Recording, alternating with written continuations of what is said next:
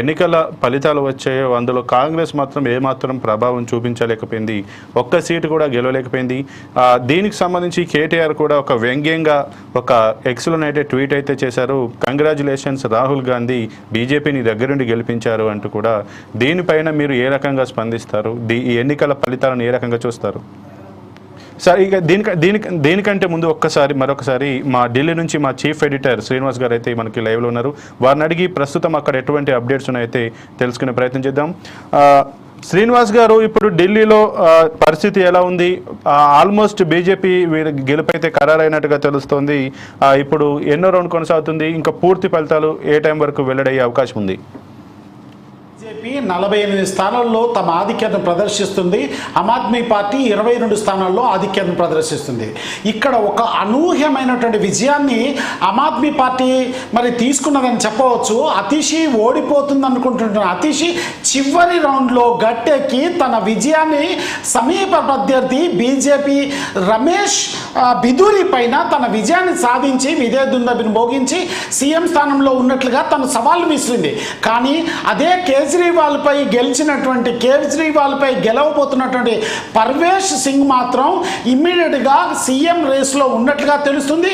Very ఇమ్మీడియట్గా అతను హోంమంత్రి అమిత్ షాని కలిసి సీఎం రేస్ కోసం తను చేయాల్సినటువంటి లాబింగ్ అంతా చేస్తున్నట్టుగా అర్థమవుతుంది.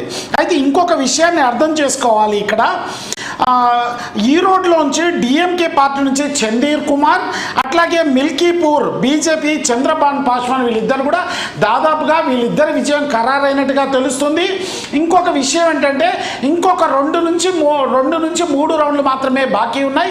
ఈ 2 నుంచి 3 రౌండ్లో పూర్తి ఫలితాలు వెలువడే అవకాశం ఉంది. ఈ ఫలితాలు ఖచ్చితంగా బీజేపీ వైపు ప్రయాణం చేస్తున్నాయని చెప్పక తప్పదు. ఎందుకంటే లీడింగ్లో ఉన్నటువంటి స్థానాలు 48 స్థానాలు, కేవలం ఇక్కడ ఉన్నటువంటి స్థానాల్లో ఆమ్ ఆద్మీ పార్టీకి 22 స్థానాలు మాత్రమే లీడింగ్లో ఉన్నాయి. కనుక బీజేపీ తన విజయదుందుభిని మోగించేటటువంటి అవకాశం ఉంది.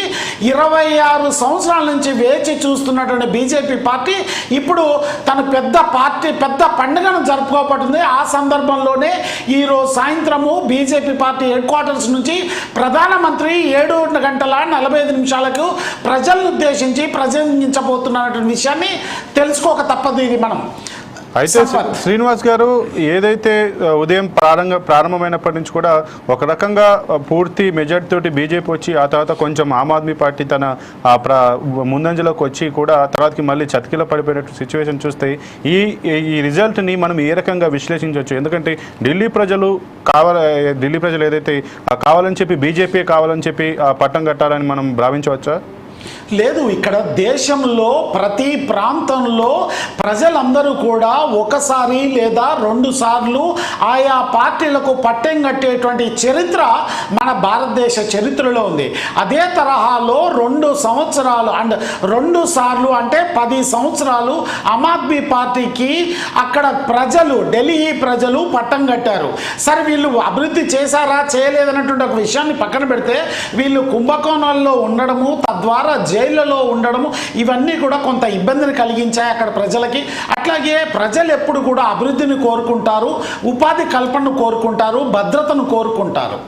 ఈ మూడిట్లలో ఆమ్ ఆద్మీ పార్టీ మరి సరైనటువంటి క్రమాన్ని పాటించకపోవడం వల్లనే ఇక్కడ బీజేపీ వైపు అందరు ప్రజలను కూడా చూసారు. అయితే ఇక్కడ ఢిల్లీలో మాత్రము మధ్యతరగతి ప్రజలు దాదాపు 70% మంది ప్రజలు ఉంటారు. ఈ 70% మంది ప్రజల్ని తమ వైపు తిప్పుకోవడంలో భారతదేశంలో, దక్షిణ భారతదేశంలో ఏ విధంగా అయితే ప్రాంతీయ పార్టీలు సంక్షేమ పథకాల ద్వారా, అభివృద్ధి మంత్రం ద్వారా, ఉపాధి కల్పన ద్వారా ఏ విధంగా అయితే ప్రజలు తమ వైపు తిప్పుకొని అక్కడ పరిపాలన కొనసాగిస్తున్నారో అదే మంత్రాన్ని, అదే తంత్రాన్ని ఢిల్లీలో బీజేపీ పార్టీ అవలంబించింది.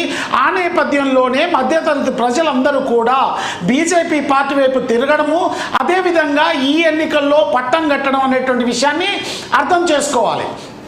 ఆ సందర్భంలో అయితే శ్రీనివాస్ గారు, ఇప్పుడు ఒకవేళ ఈ ఢిల్లీకి రిజల్ట్స్ పూర్తిగానైతే ఆల్మోస్ట్ కన్ఫర్మ్ అయిపోయింది విజయం బీజేపీకే అని చెప్పి, ఇప్పుడు సీఎం రేస్లో పర్వేష్ సింగ్ కూడా ఉన్నారని చెప్తున్నారు.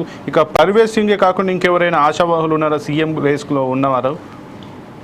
ఇంకొక ముగ్గురు మాత్రము సీఎం రేస్లో ఉన్నారు. ఈ ముగ్గురులో మొట్టమొదట పర్వేజ్ సింగ్ మాత్రం ఇమ్మీడియట్గా వెళ్ళి సీఎంనుగా మన అమిత్ షాను కలవడము, అమిత్ షాను కలిసి తన లాబింగ్ మొదలుపెట్టాడు. సో ఇట్లా అందరు మిగతా వాళ్ళు కూడా అందరు కూడా లాబింగ్ మొదలు పెడుతున్నారు. ఈ లాబింగ్లో ఎవరైతే సక్సెస్ అవుతారో బీజేపీ అధిష్టానంలో మనసులో ఏదైతే ఉందో ఆ వ్యక్తికి మాత్రమే సీఎంగా పట్టం కట్టేటువంటి అవకాశం ఉంది.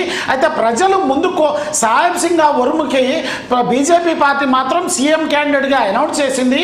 అయితే ఇప్పుడు ఈ కేజ్రీవాల్ మీద ఎవరైతే గెలిచారో ఆ పర్వేజ్ సింగ్ మాత్రము ఇమ్మీడియట్గా అమిత్ షాను కలవడం వెనుక ఆంతర్యం మాత్రం కొంత మనం అర్థం చేసుకోవాల్సినటువంటి అవసరం ఉంది. సాహెబ్ సింగ్ వర్మని బీజేపీ పార్టీ ప్రకటించినప్పటికీ ఇప్పుడు పర్వేజ్ మాత్రం మరి సీన్లోకి వచ్చాడు. ఈ ఇద్దరి మధ్యన పోటీ ఎలా జరగబోతున్నటువంటి విషయాన్ని మాత్రం బీజేపీ కేంద్రం, బీజేపీ పార్టీ, బీజేపీ కమిటీ మాత్రమే తేల్చబోతుంది. ఈరోజు సాయంత్రం కూడా తేల్చేటువంటి అవకాశం ఉంది, లేదా 2-3 రోజుల్లో ఈ విషయంపై పూర్తి స్థాయి క్లారిటీ మాత్రం బీజేపీ కేంద్ర పార్టీ ఇచ్చేటువంటి అవకాశం ఉంది. Sampath okay right. ఇక మరిన్ని అప్డేట్స్ కోసం మీ దగ్గరికి వస్తాము. ఇక ఇదే అంశానికి సంబంధించి బాజీ గారు కంటిన్యూ చేయండి. ముందుగా మీకు అట్లాగే ప్యానెల్లో ఉన్న మిత్రులందరికీ కూడా నమస్కారం. ఇప్పుడు ఢిల్లీ ఎలక్షన్స్ లో మేము కాంగ్రెస్ పార్టీగా